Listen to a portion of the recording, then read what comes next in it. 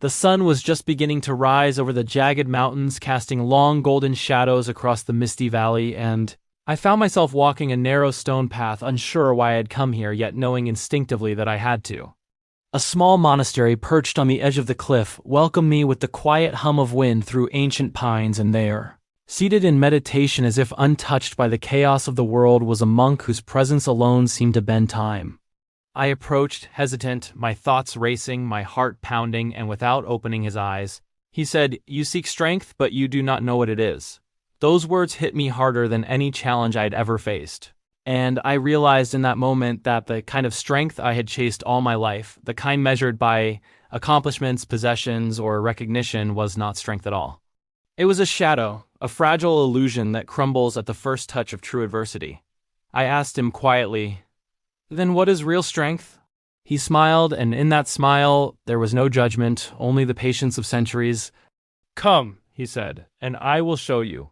We walked together in silence, the air crisp, the scent of pine and earth grounding every step. He stopped at the edge of a sheer cliff overlooking the valley, the morning fog rolling like an ocean beneath us, and said, "Look at the world." I looked, seeing forests that stretched endlessly, rivers carving their path through stone, and mountains that had endured storms for millennia. "Do you see how the earth bends, how the river yields, how the mountains do not collapse under pressure? That is strength. Strength is not the ability to resist. Strength is the courage to bend without breaking, to endure without bitterness, to persist without forcing." I had always imagined strength as rigid, immovable, an unyielding armor to protect oneself from the unpredictability of life. Yet here, in the silence of that cliff, I began to understand that the strongest trees are not the ones that resist the wind, but the ones that sway with it. The strongest rivers are not the ones that fight the rocks, but the ones that find their way through, around, and sometimes over them. Strength, he was showing me, is fluid, patient, alive. We descended into the forest, the ground soft beneath our feet, and he asked me to lift a fallen log.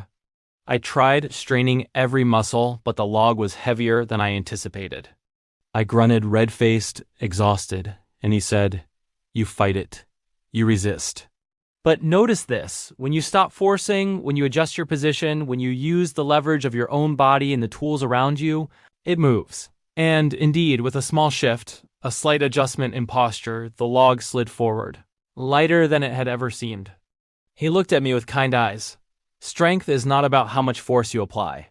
It is about how wisely you direct it, how patiently you wait for the right moment, and how courageously you embrace the challenge instead of running from it.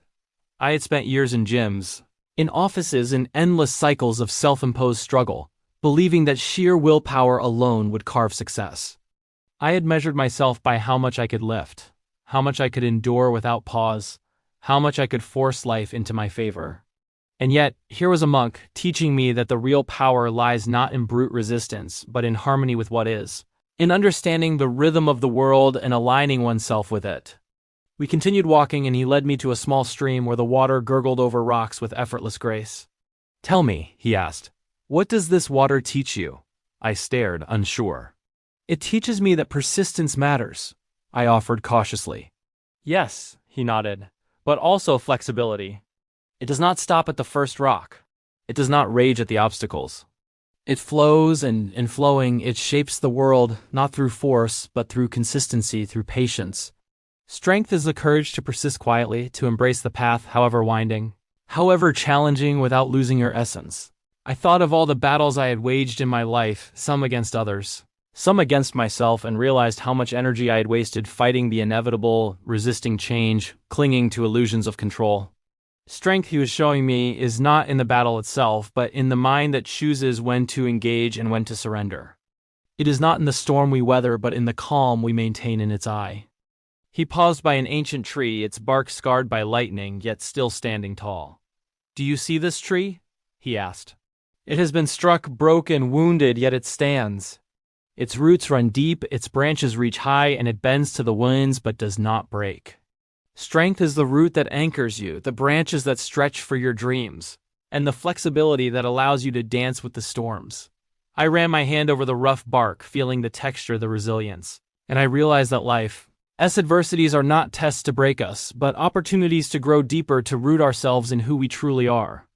Every scar, every hardship, every moment of suffering is a teacher if we are willing to listen. Strength, I began to understand, is not the absence of fear, pain, or failure. It is the presence of courage, wisdom, and patience amidst them. We sat together on a rock, the wind tousling our hair, and he shared a story. There was once a young warrior who sought to defeat all his enemies and conquer all he desired. He trained relentlessly, his body honed, his mind sharpened, yet he was never truly strong. One day, an old monk asked him to carry a cup of water across a battlefield. The warrior laughed, thinking this trivial.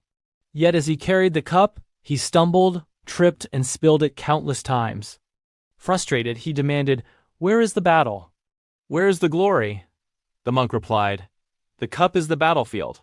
Your strength is not in defeating others, but in mastering yourself, in carrying life without spilling the essence of who you are." I understood immediately. How often had I mistaken chaos for challenge, confrontation for growth, competition for true measure? The monk's lesson was clear.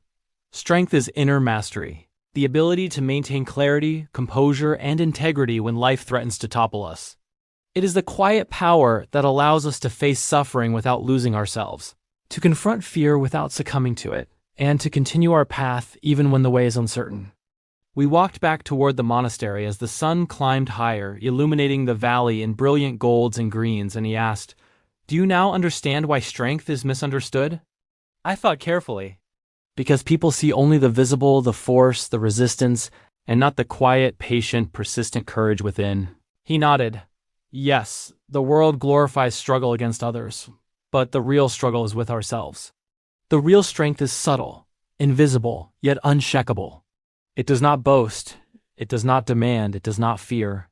It listens, adapts, and endures. I reflected on my own life, realizing how much I had measured worth by victories over others rather than victories over my own doubts, habits, and limitations. Strength, he was teaching me, is not a trophy to display. It is a garden to cultivate, a river to flow, a mountain to root within.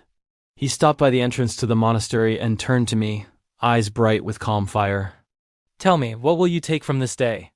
I hesitated, searching for words that could capture the enormity of what I had learned. That strength is not force, it is patience. It is wisdom. It is courage without aggression. It is resilience without rigidity. It is bending without breaking. He smiled, and it was as if the weight of centuries settled into my chest, filling the spaces where uncertainty had lived. "Then remember this," he said, "life will test you. The world will challenge you. But if you root yourself deeply, if you bend without breaking, if you persist without anger, you will discover a power greater than any conquest, the power to remain whole amidst chaos."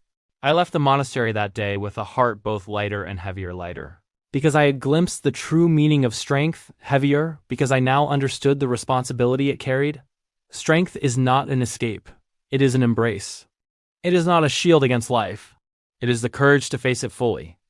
Every challenge, every loss, every disappointment is a chance to practice the strength, to stretch like the river around the stone, to root like the tree against the wind, to carry our own cup with care and intention.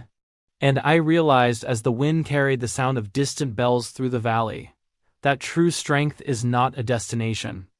It is a journey, a daily practice, a quiet revolution of the mind and spirit. As the years pass, I often think back to that morning on the cliff, to the weight of the log, to the laughter of the stream, to the scars of the ancient tree. And every time I ask myself, am I resisting life or am I flowing with it? Am I forcing my way through or am I bending, adjusting, and enduring? Strength is not proven in battles won or enemies defeated. It is proven in moments when you could give up but choose to continue, in moments when fear whispers to retreat but you whisper back, "I am here, I am enough, I will persist." It is the courage to face suffering without losing your soul, to endure pain without losing your compassion, to stand firm in your values while remaining flexible in your approach. Strength is not the absence of weakness. It is the mastery of it. Imagine a life where you no longer measure yourself by victories over others, but by victories over fear, doubt, and limitation. Imagine waking each day knowing that whatever storm approaches, you have the roots to hold firm, the branches to reach higher, the flexibility to bend without breaking. Strength becomes not a tool for domination, but a compass for navigation. A light to guide you through darkness, a melody that resonates quietly yet profoundly within. This is the strength the monk revealed, the strength that whispers in the wind, that flows in rivers, that stands tall in trees, that survives the lightning strike and reaches for the sun regardless. And the beauty of it is that it is accessible to anyone willing to pause, to observe, to listen, and to practice. So I ask you in this very moment, are you resisting the river of life, or are you learning to flow with it? Are you forcing every obstacle into submission, or are you discovering the patient art of persistence? Are you measuring strength by force, or are you measuring it by courage, patience, and resilience? Today, choose to bend like the tree, flow like the river, endure like the mountain. True strength is quiet, subtle, and enduring. It does not seek applause. It does not need validation. It simply persists, transforms, and uplifts all who encounter it. And as you carry this lesson into your own life, remember that every challenge, every hardship, every moment of uncertainty is not an enemy to fight, but a teacher to listen to. The cup of water may spill, the log may feel heavy, the winds may rage, but your roots are deep, your heart is courageous, your spirit unbreakable. Strength is not in the storm. It is in how you dance with it. It is not in the clash, but in the calm you maintain amidst it. It is not in domination, but in the grace with which you endure and rise. And so let today be the day you redefine strength. Let it be the day you no longer chase illusions of power or resist the currents of life. Let it be the day you embrace patience as your armor, wisdom as your sword, courage as your shield, and resilience as your guide. Bend without breaking, flow without fear, persist without anger, and watch as your life transforms from a battlefield into a canvas. A journey, a melody of quiet power and lasting peace. Let this lesson from the monk echo in your heart. Real strength is not visible, but it is felt. Not in victories over others, but in mastery over self. Not in resisting life, but in dancing with it. If this message resonated with you, take a moment to reflect on it. Write in the comments what strength means to you and how you plan to embody it in your life. Like this video if it inspired you, share it with someone who needs to hear it, and subscribe to Echoes of Greatness for more lessons that challenge your mind, elevate your spirit, and transform the way you see the world. Your journey to true strength begins not tomorrow, not in some distant battle, but right now in the choices you make today.